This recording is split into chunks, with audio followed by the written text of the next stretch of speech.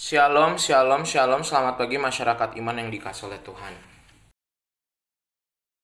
Bapak Ibu pernah jatuh, terus kepalanya kejeduk dan benjol. Sakit nggak tuh Bapak Ibu? Sakit banget. Pernah juga mungkin mau berdiri kepentok sama meja. Apalagi kena ujungnya. Mantap sekali tuh ngilu di pala gitu ya. Kepala itu bagian yang paling rentan sehingga tulangnya khusus banget. Kepala tengkorak kepala itu kuat banget untuk melindungi yang paling lemah di dalamnya. Itu baru kejeduk rasanya sakit. Gimana ya rasanya jadi Tuhan yang pakai mahkota duri? Sakitnya nggak kebayang ya. Dan saya bayangnya itu udah bahkan mau menembus si tulangnya.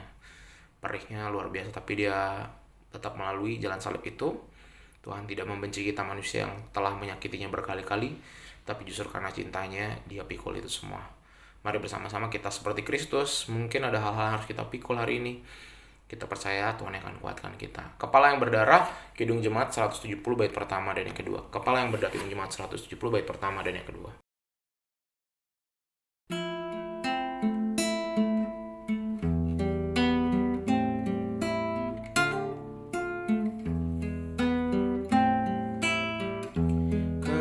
Kepala yang berdarah tertunduk dan sedih, penuh dengan sengsara dan luka yang pedih.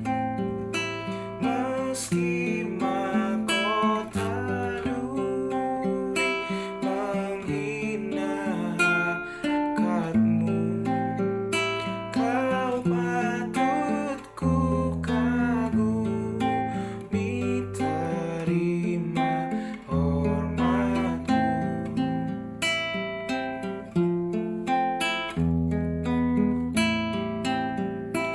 Oh wajah yang mulia, yang patut disembah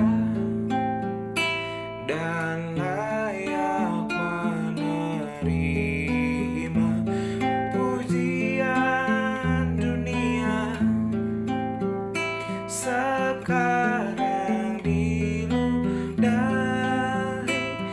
dihina, dicerca, disiksa, dilukai, yang salah siapakah?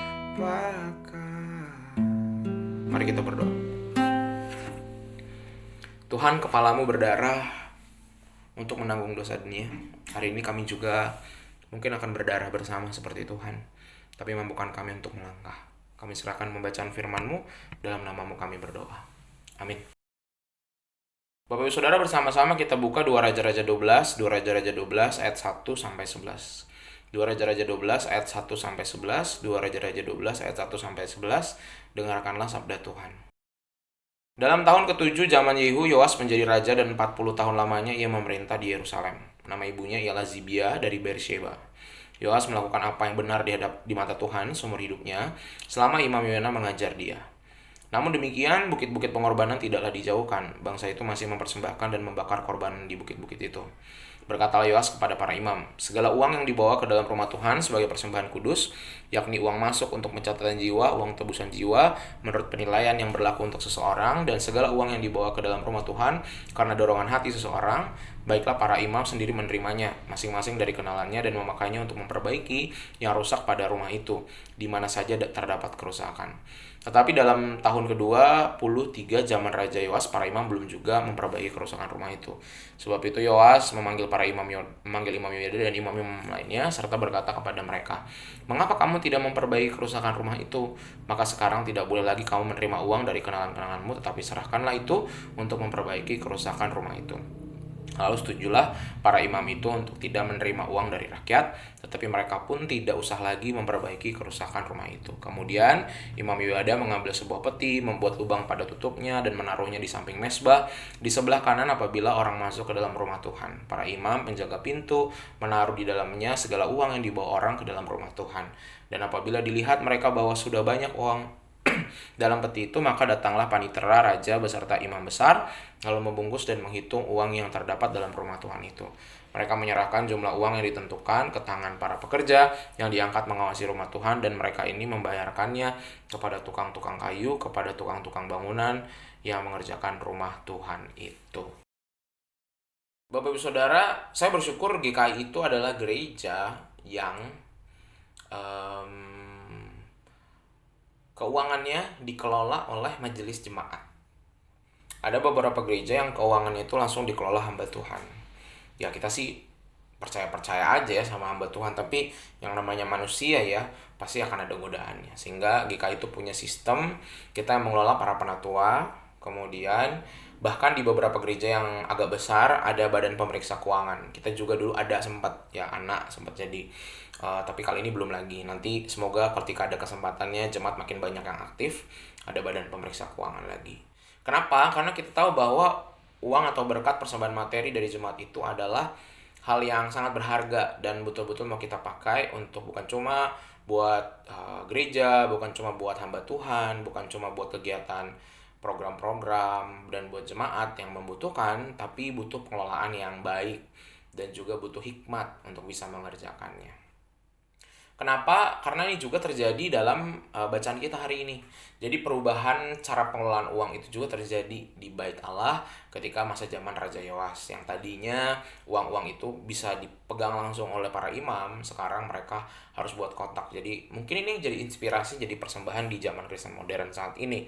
Jadi uang-uang itu tidak lagi dipegang oleh hamba Tuhan, tapi para imam, tapi dimasukkan ke sebuah kotak, dan juga segala dari uang kotak itu untuk memperbaiki Bait Allah dan keperluan-keperluan Bait Allah. Nah, Bapak Ibu Saudara, kita bisa lihat bagaimana para imam ini juga sebenarnya uang itu pada masa itu memang sebenarnya salah satunya untuk menghidupi para imam. Kenapa? Para imam atau suku Lewi mereka tidak dapat tanah, mereka nggak boleh bekerja. Jadi hidup mereka betul-betul tergantung di Bait Allah. Mereka makannya dari Bait Allah, dari persembahan-persembahan orang yang membawa kambing domba, mereka boleh makan. Ada yang harus dibakar hangus, ada yang boleh dimakan. Dan juga mereka juga dibantu sama suku-suku yang lain. Jadi mereka nggak bisa hidup mencari nafkah sendiri, fokus hanya untuk melayani Tuhan. Nah, tetapi dalam perjalanan namanya manusia ya, manusia itu kadang lelah untuk hidup benar. Hidup benar itu kan butuh kesetiaan dan komitmen, sehingga ada celah bagi mereka untuk udahlah, nggak usah memperbaiki. Jadi sebenarnya dananya itu memang mereka boleh pakai untuk kehidupan para imam, tapi dana itu juga harusnya dipakai untuk membangun kehidupan jemaat. Nah, Bapak Saudara, dalam kehidupan kita bagaimana? Bercermin dari hal ini, kita juga seringkali menyerah untuk berbuat baik. Ya, godaannya tuh banyak banget. Di toko, udahlah, dikit-dikit sama distributor kong kali kong aja. Begitu juga dalam hidup rumah tangga. Udahlah, papa atau mama nggak perlu tahu, atau anak nggak perlu tahu kita melakukan sebuah kesalahan, udahlah nggak usah transparan. Begitu juga dalam kehidupan pelayanan, kadang-kadang kan kita merasa udahlah nggak perlulah teman pelayanan kita tahu, udah cukup kita aja. Atau mungkin dalam kehidupan anak-anak bersekolah juga kadang-kadang udahlah sembunyi-sembunyi, nggak perlu orang tua atau teman kelas tahu. Manusia itu kalau berbuat baik itu kan, kebaikan itu kan harum ya, semerbak, tapi juga keburukan juga busuknya semerbak. Jadi kadang-kadang kita setelah capek berbuat baik, kita sembunyi-sembunyi melakukan hal yang jahat. Nah, semoga hari ini kita jangan begitu ya. Justru kita harus senantiasa berbuat baik walaupun tadi capek ya. Tapi berjuanglah. Jangan justru malah kita jadi berhenti dan sembunyi-sembunyi berbuat jahat. Semoga kita tidak terbiasa untuk memaklumi hal yang jahat. Kita memaklumi kesalahannya, tetapi kita berusaha bersama dengan orang-orang sekitar kita berjuang berbuat baik. Supaya apa yang terjadi pada zaman Raja Yoas, imam-imam yang teledor, yang akhirnya ditegur oleh Yoas dan juga Yoyada, Imam Yoyada, semoga kita juga jadi pribadi yang terus berbuat baik. Jangan menyerah hanya karena orang lain juga berbuat jahat. Jadi kalau satu dunia ini berbuat jahat, kita yang bakal tinggal sendirian tetap harus berbuat baik. Jangan mengalah pada kejahatan dan tetap berbuat baik sekalipun harus berbeda. Amin. Mari kita berdoa. Tuhan, terima kasih melalui firman-Mu hari ini kami belajar untuk tetap berintegritas, punya semangat baik sekalipun di sekitar kami nggak baik.